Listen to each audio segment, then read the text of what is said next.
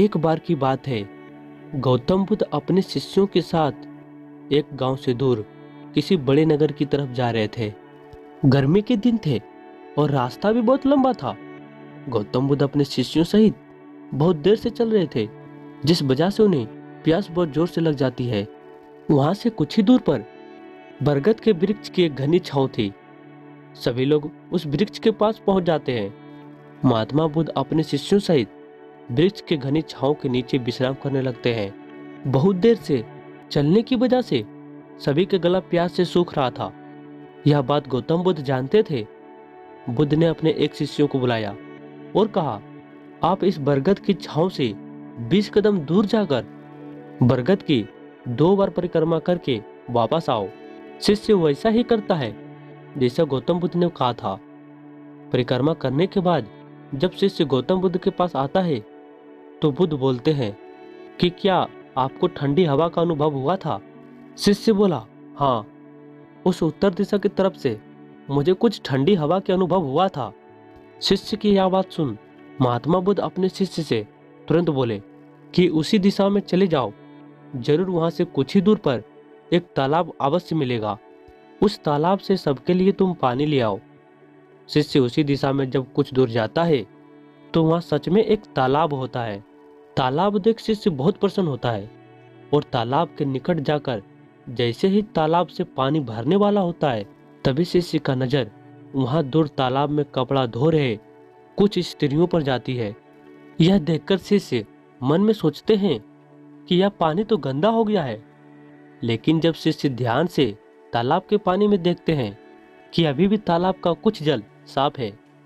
इतने में 2 बैलगाड़ी जोर से तालाब के किनारे से होती हुई निकल जाती है।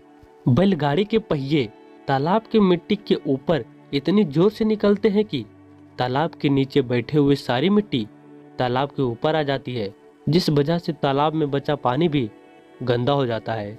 यह देख शिष्य बिना पानी लिए क्रोध में महात्मा बुद्ध के पास वापस चला जाता है।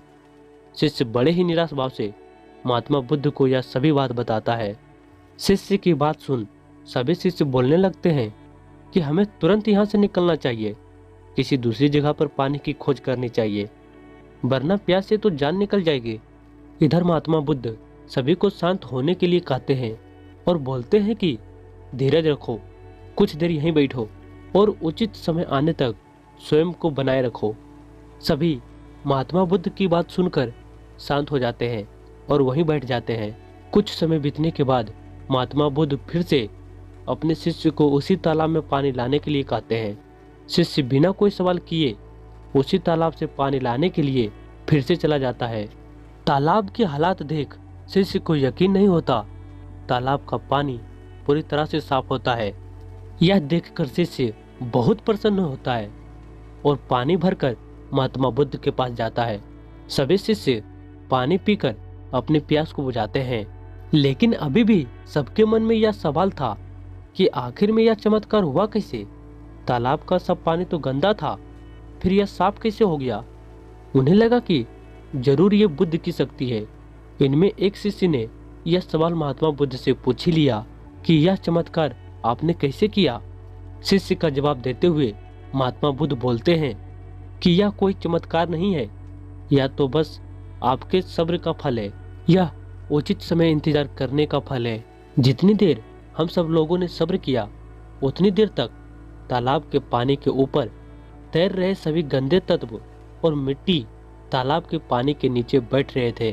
फिर कुछ देर बाद शिष्य जब तालाब के पास पहुंचा तब तक सब दूषित कर नीचे बैठ चुके थे, जिस वजह से तालाब का पानी पहले की तरह साफ हो चुका था तथा तालाब साफ दिखाई दे रहा था।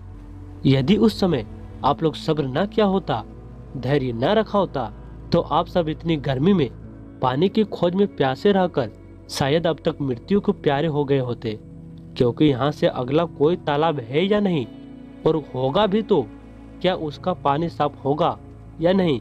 इन सब कारणों से आप कभी प्यास ना बुझा पाते और प्यास से मर जाते।